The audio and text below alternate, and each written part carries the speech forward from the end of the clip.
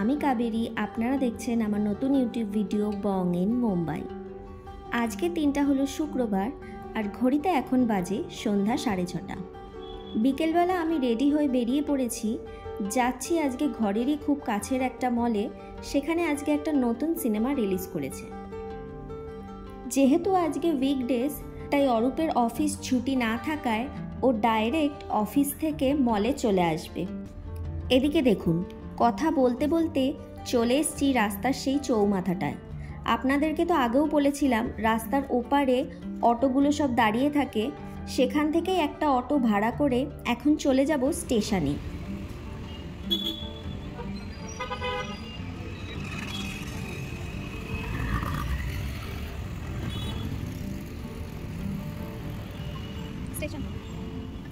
এই প্রাইভেট অটোগুলোতে সামান্য একটু স্টেশন যেতে প্রায় 100 টাকা ভাড়া পড়ে যায়।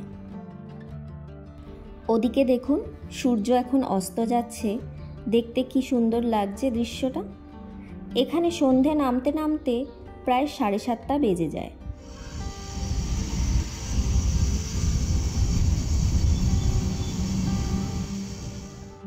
কথা বলতে বলতে চলে এসেছি স্টেশনে। সবে মনে হয় কোনো ট্রেন গেল, ওই জন্য স্টেশনে দেখছি এই টাইমে ভারী ভিড় আছে। তবে চলুন, এখানে আর বেশিক্ষণ দাঁড়াবো না, ওদিকে আবার আমার ট্রেনের টাইম হয়ে গেছে। এখন এই আন্ডারগ্রাউন্ডের সিঁড়িটা দিয়ে নেমে আবার উঠে যাচ্ছি প্ল্যাটফর্মের সিঁড়ির দিকে।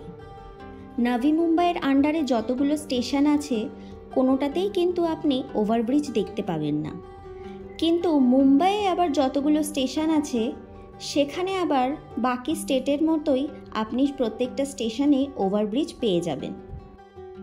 স্টেশনের মধ্যে এই যে সিঁড়িটা দেখছেন, যেটা ওপরের দিকে উঠে গেছে, সেখানে রয়েছে গ্যারেজ।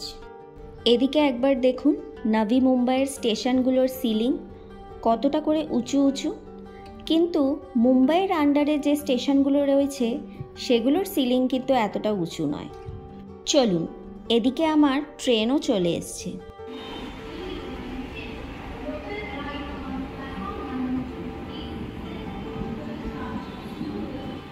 মুম্বাই কিংবা নাভি মুম্বাই এখানকার ট্রেনগুলোতে কিন্তু আবার 12 অথবা 15 ডিব্বার কোচ হয়। এখানকার ট্রেনগুলোতে আবার ফার্স্ট ক্লাস এবং সেকেন্ড ক্লাসেরও ব্যাপার আছে। এখন আমি উঠেছি ফার্স্ট ক্লাস জেনারেল কম্পার্টমেন্টে। ফার্স্ট ক্লাস এবং সেকেন্ড ক্লাস কম্পার্টমেন্টের মধ্যে ডিফারেন্স বলতে শুধু একটাই, এই সিটের গদিটা। ফার্স্ট ক্লাসে গদি থাকে এবং সেকেন্ড ক্লাসে নর্মাল সিটই থাকে। আবার কি জানেন তো, সেকেন্ড ক্লাসের তুলনায় ফার্স্ট ক্লাসের ভাড়াটাও বেশ বেশি। এই যেমন ধরুন, রিটার্ন টিকিট সেকেন্ড ক্লাসে যদি 10 টাকা হয়, ফার্স্ট ক্লাসে সেটাই হয়ে যায় 60 টাকা।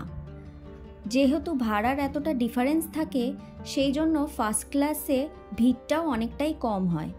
আর এখানে ভিড় এড়ানোর জন্যই বেশ কিছু পাবলিক ফার্স্ট ক্লাসে যাতায়াত করে থাকে।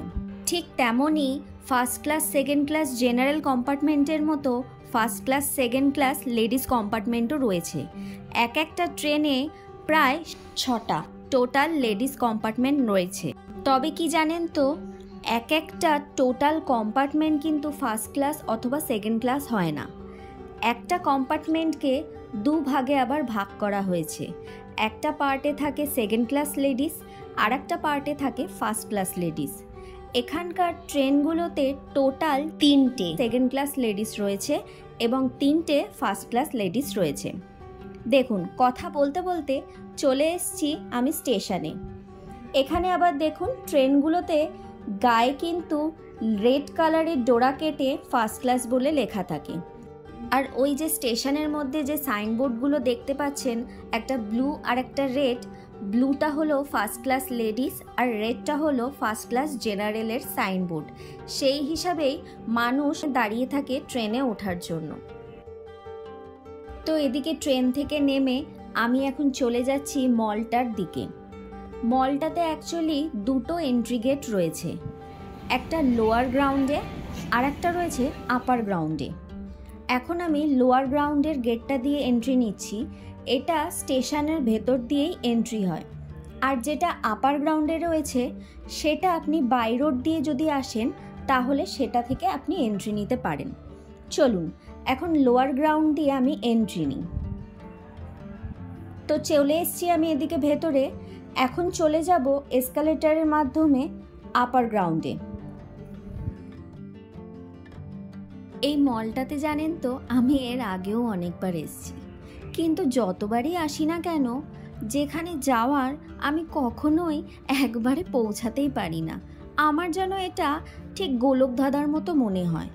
এটার এক এক দিক দিয়ে এক এক রকমের রাস্তা বেরিয়েছে, আর সেটা কোথা দিয়ে কোথায় গিয়ে যে মিলে যায় আমি বুঝতেই পারি না। যাই হোক, এখন আমি চলে এসেছি আপার গ্রাউন্ড ফ্লোরে। দাঁড়ান, আপনাদেরকে একবার এই আপার গ্রাউন্ড ফ্লোরের যে এন্ট্রি পয়েন্টটা রয়েছে সেটা একবার দেখাই। সেটাও কিন্তু খুব সুন্দর দেখতে, কিন্তু ওই যে বললাম চট করে আমি কিছু খুঁজে পাই না এই মলটাতে। তাই দাঁড়ান একবার চারিদিকটা ভালো করে দেখে নিই যে এক্স্যাক্টলি কোথা দিয়ে গেলে আমি ওই এন্ট্রি পয়েন্টটা পাবো। ফাইনালি অনেক খোঁজাখুঁজির পর জানেন তো রাস্তাটা খুঁজে পেয়েছি। চলুন, তানিষ্কের এই শোরুমের সামনেই রয়েছে ফার্স্ট এন্ট্রি পয়েন্টটা।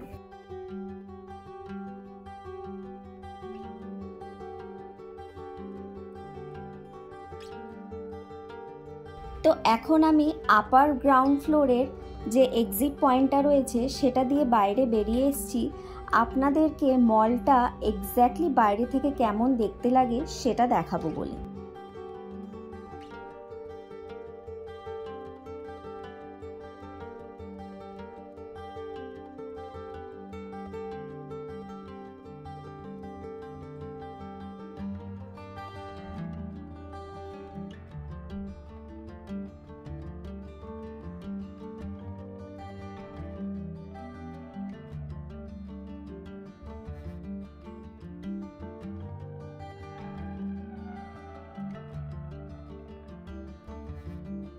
লাইটের এত অপূর্ব সুন্দর রিফ্লেকশনগুলোর জন্য রাত্রিবেলা যেন মলটাকে আরো সুন্দর দেখতে লাগে। চলুন এখন আবার মলের ভেতর যাওয়া যাক। তো চলে এসছি এদিকে মলের ভেতর। এখন যাচ্ছি ফার্স্ট ফ্লোরে। ফার্স্ট ফ্লোরটা অল্প একটু ঘুরে নিয়ে চলে যাব সেকেন্ড ফ্লোরে। সেখানেই আজকে আমরা সিনেমাটা দেখব।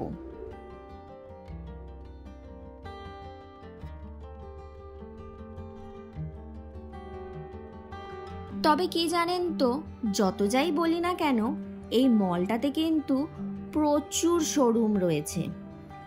তাই একটা জায়গায় এলে চট করে হাতের কাছে কিন্তু অনেক কিছুই পাওয়া যায়।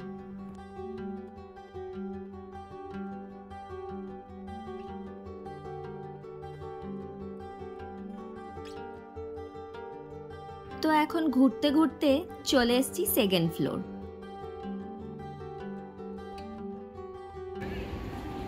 তবে এই ফ্লোরটাতে কিন্তু বাচ্চাদের আবার প্রচুর অ্যাক্টিভিটিস রয়েছে।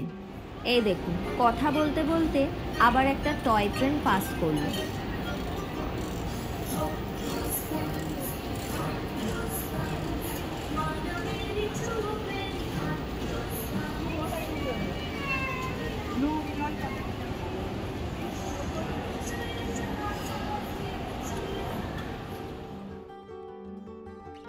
এখানে রয়েছে একটা ছোট্ট কিডস জোন। বাচ্চারা তাদের ইচ্ছা মতো খেলাধুলা করছে। আবার কিছু কিছু স্টাফদের দেখলাম বাচ্চাগুলোকে গল্পের বইও পড়ে শোনাচ্ছে।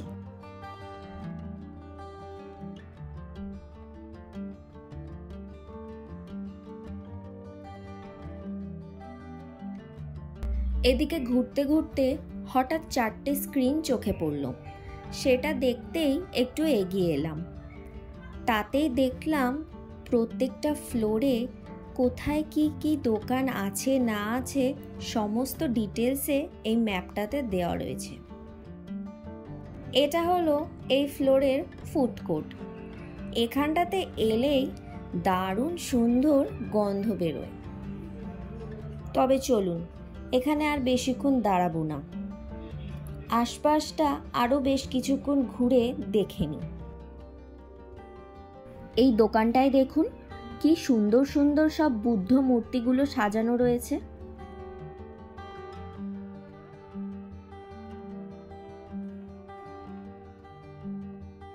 ওই দেখুন, তখন আপনাদের বলছিলাম না এই ফ্লোরে বাচ্চাদের প্রচুর অ্যাক্টিভিটিস রয়েছে।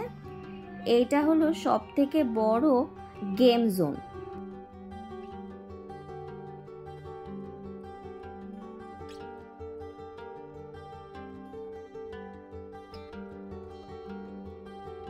তার ঠিক পাশেই রয়েছে বেশ কিছু বড় বড় রেস্টুরেন্টগুলো।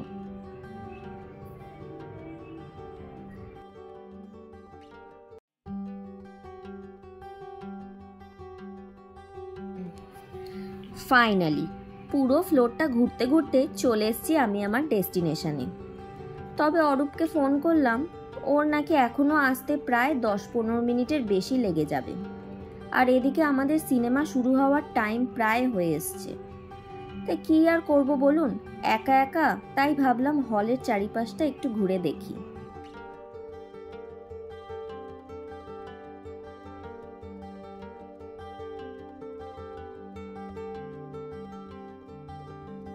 এদিকে কাণ্ডটা দেখুন, সিনেমা শুরু হয়ে গেছে, আমরা প্রায় 15 মিনিট লেট। ও ট্রাফিকে ফেসে গেছিল, সেই চক্করে আসতে দেরি হয়ে গেছে, তাই এসেই এখন ছুটোছুটি লাগিয়ে দিয়েছে। তাই আমিও আবার ওর পেছন পেছন ছুট লাগিয়েছি।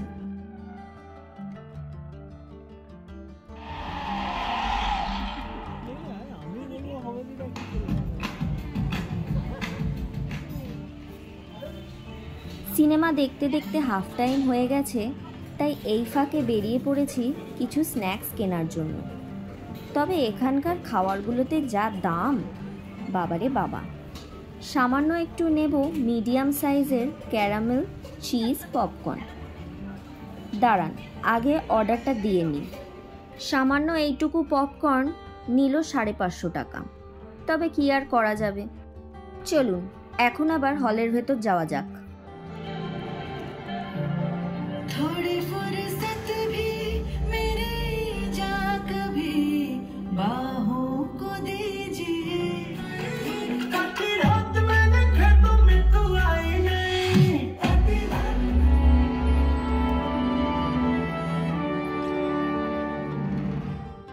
হল থেকে বেরিয়ে দেখি ঘড়িতে এখন 11:30 বাজে।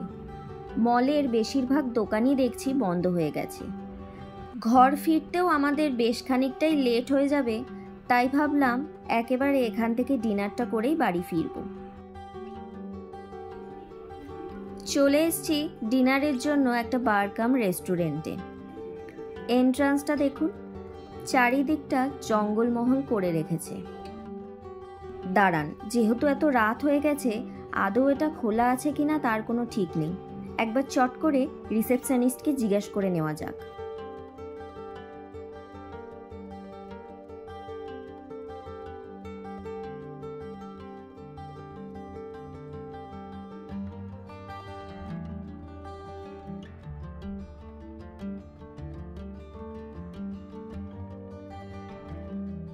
তো এদিকে চলে এসেছি রেস্টুরেন্টের ভেতর।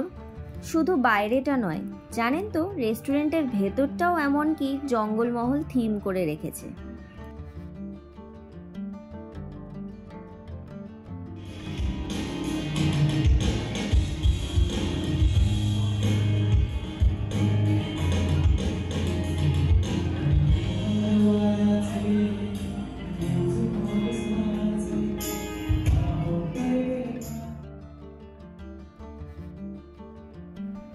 তো এদিকে অর্ডার করেছি সামান্য একটু পিৎজা আর চিকেন উইংস।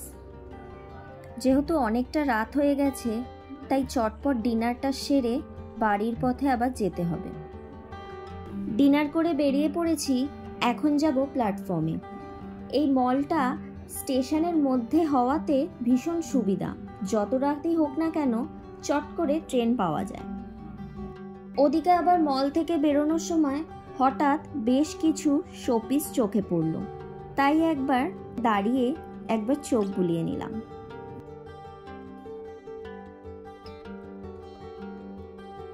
তাহলে চলুন, ভিডিওটাও আজকে এখানেই শেষ করছি। দেখা হবে খুব শিগগিরই পরের আর একটা ব্লগে।